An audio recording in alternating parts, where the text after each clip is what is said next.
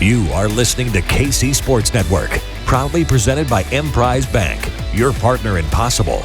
Welcome back, Chiefs Kingdom, to One on One, a KC Sports Network podcast, playoff edition. Here we go, Big Jeff, Divisional Round, Jaguars into town. My brother, I'm excited. We're going 2 games away from the Super Bowl. Brother, talk to me. How you doing today first, Big Jeff? How you doing? You excited? I'm doing great. I'm excited, man. We're coming off a bye week, which is a win in my opinion. 3 wins away from being Super Bowl champs, 1 week at a time, of course. One week at a time. Honestly, it couldn't have worked out any better. You never want to play a divisional opponent like the Chargers 3 times in one season, so that would have been a tougher matchup than this, in my opinion. But any given Sunday, man, so we got to come out focused and ready to go. Yeah, no, this is clearly, like you said, Jeff, this is clearly the best matchup. I mean, if there's ever a sort of, this is the playoffs, all the teams are good, all the teams recognize what's on the line. But if you were going to, paint a dream scenario in the AFC for Kansas City, playing Jacksonville, that's the game. That's the game. Jacksonville at home. You're right. I don't know what it is. Just, maybe the familiarity of teams. That they should do a study on, why it is playing a team the third time always seems to go haywire for the team that won the past 2. So we avoided that. We got Jacksonville. Here we go, baby. We're fired up. We're going. Listen, we know that Kansas City's the favorite team, right? I mean, it's clear that Kansas City's the better team. Again, the playoffs, you never overlook everybody. But we've heard all week from all the analysts about why KC is the better team in this game, why they should win this game. Today, I want to run 3 or 4 things by you that if there's any reason to have concern or worry or whatever, it would be these things. But before I get to that, Big Jeff, we have to address the one comment that Trevor Lawrence made. And I listened to the full context of the clip, and it's not as egregious as it is when you take just the clip solo. Versus the press clipping. Yeah, the press clip. But Trevor Lawrence said that he doubts Arrowhead will be as loud and scary and reckless as Jacksonville was last week. And so any comments on that? I think it is outright hilarious. He doesn't know any better. He's still a young player. Yeah. And I think he was more so giving his fan base a boost and compliments. And there's no disrespect to Jacksonville. I mean, I'm sure they have great fans, but you don't think of Jacksonville when you think of hostile road environments in the NFL. They're not even in the top 10, in my opinion. So, no. But with that being said, he's going to have his hands full because I know he faced us at home during the regular season, and it was loud. Yeah. But Arrowhead in the regular season versus the postseason, believe it or not, is totally different. It goes up a notch. Just like the play of the game, the fans get even louder, more raucous. They're ready to go. So he's going to be have to know those hand signals. That offense is going to have to be ready to go. Get that head bob with the center. There's going to be a lot of pre-snap penalties, but it's going to be fun, man. Like you said, man, anything can happen, on any given Sunday, especially in the playoffs. No, Jacksonville is a young team, a lot of good players, but it's a favorable matchup for us. So we should be we know what's at stake, and we know where we want to go. So I'm expecting to win. Yeah, brother. No, I love it. Yeah, no, I'm laughing because I thought the same thing when I heard the comment that you said. It's like, one of the things that I wish I would have gotten to experience in my career was a playoff game at Arrowhead. The first few years when I was there, all of our playoff games were on the road. But I was a part of big games at Arrowhead, right? Monday night, Sunday night games against Denver, Peyton Manning in town. And I just remember how nuts that place was. And so it was just, you can't, again, you talk about Trevor Lawrence being young and just giving his fan base a shout out, which I really believe is what that comment was. But it just is funny. It's like, dang, young buck, you don't realize what you're walking into. But yeah, man. If we needed any more juice, he gave it to us. Man. Yeah, that's exactly right. I appreciate that comment, although I think, we may have blown it a little bit out of proportion as the Chiefs Kingdom. Yeah, but take that shit and run with it, baby. Run with it, baby. Go take ahead. it. He doesn't believe in us. He thinks we suck ass. Let's get loud, baby. Cut this clip, Jordan. Put this clip on Twitter. Cut the clip. He doesn't believe in us. He don't get believe loud. in us. Break the record again. Break our own record. Chiefs Kingdom, Arrowhead. He thinks you guys are soft, man. Quiet and soft. So, all right. So that's that. We get that aside. Here's what I want to talk to you about, Jeff. Again, a lot of reasons to think we should win this game. Let me give you a few things that, give me a little bit of pause. First thing, Doug Peterson. Yeah. Doug. You've played for Doug. I was there when Doug was there. Anytime you have somebody who's been that close to the secret sauce, right? We talked about this back in Indianapolis with Chris Ballard. Anybody who's been that close to the secret sauce knows how Andy Reid works, knows how Andy Reid's going to formulate a game plan, knows what the week is going to be like for Kansas City, knows what Kansas City's going to highlight and focus on, knows maybe some of the tricks that they're going to try to pull out in different situations. That's a massive advantage. Now, yes. Andy Reid probably understands the same thing about Doug Peterson. So you might say that that's equalized, but that's one thing that I'm like, that gives me a little bit of pause because he's going to have a beat on how Andy Reid prepares for a game, how Andy Reid prepares for a playoff game. And so, Big Jeff, two questions. First off, what was it like playing for Doug Peterson? I know because he was the OC when you were there. Awesome, and then awesome guy. I'm not surprised one bit of the success he's had. I know it ended in Philly, but we see it here in Jacksonville. Going from Urban Meyer and the toxic reports we heard with Urban and switching over to Doug, all you hear is great reviews. And what he's doing with this young team to turn it around so quickly, it speaks volumes to who he is as a leader and his football mind. Right. Now, we'll get to Doug, and we'll talk about him as a gambler. We talk about analytics, and it's been a huge shift in football with coaches taking chances on fourth down, going for it down in the red zone and going for two. And I think, honestly, that started with Doug in Philly, especially that year where he went on that Super Bowl run. They created some magic. And you saw it last week when they made the comeback against the Chargers. They're down 27-0 at half. They go on a run. Instead of tying the game, Doug goes for two. Right. Not tying the game. They're down. I don't know what they're down by, but he went for two. And that was crazy. Why would you go for two right now? Right. But he knew they were going to have an opportunity to kick a field goal to win the game.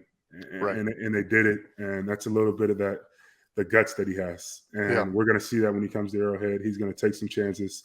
They have absolutely nothing to lose. They're huge underdogs. I think it's 8.5. So he's going to come in there with that mentality as an underdog. And I think that's what he did in Philly the entire postseason. Nick Foles was the quarterback. Nobody believed in him. And that was the story they went with. That's what fueled them. And he's going to try to create that with Jacksonville, but we're going to stop that shit. So, Doug, no doubt. We love you. We wish you the best. Shit ain't flying, though. That's not this matchup. Not this matchup. Yeah, no, there was a I got to go back and look at this, but I don't know if it was the NFL or somebody had a statistician, like a professional mathematician statistician, look at and analyze sort of NFL analytics. And one of the conclusions that he came up with was, if more teams went for it on fourth down and went for two, they would actually be more successful. Yeah. And I remember at the time, this was a while back. I mean, I was still playing. And, Belichick and all these people were laughing like, you're obviously not a coach. But it seems to be working. See these teams going for it, and it seems to be much more of a trend. I mean, even Kansas City does it. So but that's a good thing to highlight and to point out. You got to be ready for that. And especially a team like Jacksonville, who probably has a little bit, they definitely have that underdog edge that Philly had, but also has a little bit of like, who gives a shit? Everybody's counting us out. So let's get after it. Let's throw some wrinkles in here. Yeah. Something we got to be alert for. Again, not the end of the world, but something to focus on. Second thing, the momentum. Yes. The momentum that Jacksonville is bringing in here. And this is sort of a three-parter. But the first one, they're 7-1 to finish out the season, right? I always think back to the Giants in 2007, right? They started whatever. They won a bunch of games, finished the season 9-7, and then went on to beat the, undefeated Patriots in the Super Bowl. You get worried about momentum going into the playoff, especially getting hot at the right time of year. Yes. And surprisingly, it was right after the Kansas City game that they lost, that they turned it up and got hot. And so you have that element of this, right? Where they're rolling. They have a lot of confidence right now. Yeah. And so, Big Jeff, when you're going in and you're playing a team that has a lot of confidence, man, what's the best way to sort of squish that, squish that out of them. I would say start fast, right? Yeah, got to start fast. Get out to a big lead, but that happened last week with I'm not San Diego, I'm going to say that, but LA with the Chargers. No, San Diego. They came out, they put their foot on their neck and went up big going into halftime, and somehow Jacksonville figured out a way, which is worrisome. Right. To win a game where you're -5 in the turnover margin, I don't know how they won that game. Statistically, that seems impossible for you to lose the turnover battle like that and still win it. So, I mean, that obviously they want to clean that up, but that gives them confidence too. Like, hey, we played like crap and we still found a way to win. Right. So I would say start fast. Don't let up no matter what the score is. I mean, we saw it last week. Obviously, it's going to be a huge coaching point. So I don't think we'll let our guard down no matter what the score is. So, but start fast, man. No matter what, start fast, put all the ball points, assert your dominance, and show that you're the better team because you are. That's the key. That's where I was going to go. The league has changed so much, Jeff, since I've been there, but I wonder if it's still the same. But anytime we had games like this, especially playoff games, and we've spoken about it before, head coaches always say, hey, O and D line, this is on you guys. Because you have the ability, if you can, like I was going to say, run the football. And I'm talking about get behind the big guys up front, double teams, crush it, just take, because when you have those runs, right, that bam, power, ISO, stretch, lead, bam, and you're just continuously 3-4. And I know it's not Kansas City's MO, but that's the kind of thing that can suck the soul out of a team, right? Because it's like those body shots. Without and a then doubt. you're hit. Oh, yeah. Yeah. So that's what I'm saying. Like, again, I'm not an offensive coordinator, and I know that's not Kansas City's MO, but when I think of a team like this that, you want to get them back into that losing mindset, just run the football. Stop the run and run the football over and over. And have an 18-play drive where every play is a run. Because they already know you can pass it on them. The NFL playoff action continues. We're one step closer to Super Bowl 57, and for the NFL Divisional Round, check out DraftKings Sportsbook, an official sports betting partner of the NFL. New customers can bet just $5 and get $200 in free bets instantly. Plus, all new and existing customers can take a shot at an even bigger payout with DraftKings stepped-up same-game parlays. Boost your NFL winnings with each leg you add up to 100%. I love doing the stepped-up same-game parlays. I've been doing the anytime touchdown score parlays. They're always fun, and you always got a chance, as BJ Kissel says. And here's what you got to do. You got to download the DraftKings Sportsbook app and use code KCSN. New customers can bet just $5 on the NFL Divisional Round and get $200 in free bets instantly only at DraftKings Sportsbook with code KCSN. Minimum age and eligibility restrictions apply. See the show notes for details. We'll definitely have to run. We'll definitely have to run the ball. I know we had a lot of success the first matchup, and I think up until that point in the regular season, we were having some struggles on the offensive line, particularly on the edge. And we came into that game in Arrowhead against Jacksonville against pretty good pass rushers out on the outside, right? And we didn't hear about them. Right. The offensive line dominated. They played really, really well. So Jacksonville is going to look at that film and say, "Hey, we have to be better." We have some good pass rushers. Josh Allen's one of the best in the league. He's a young, up-and-coming guy. Should be a household name, but he didn't get any pressure that first matchup. So him being a competitor, he's going to be ready to go. They just got a good group, a good front seven. So we got to be ready to neutralize that. I know Andy's going to have some good screens in the game plan. We're going to run the ball a little bit, some quick game. But we have to be ready to go because this D-line is very good, and a lot of people don't talk about it, but they're a good young D-line. Exactly.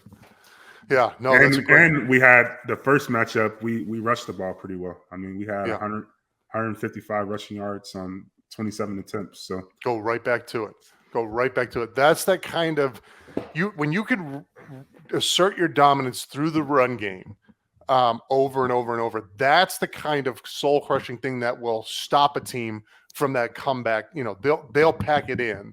With that, and because that was the other thing I was worried about, and you brought it up. This is a team that just came back from a 27-point deficit. Yeah, I mean, we saw that with Kansas City the year that won the Super Bowl. Yeah, think about the confidence that put in. I mean, they were able to do that basically 3 times in a row, right? And so when you have a team now who knows that they could be down 27-0, And hey, it ain't over. We just did it last week.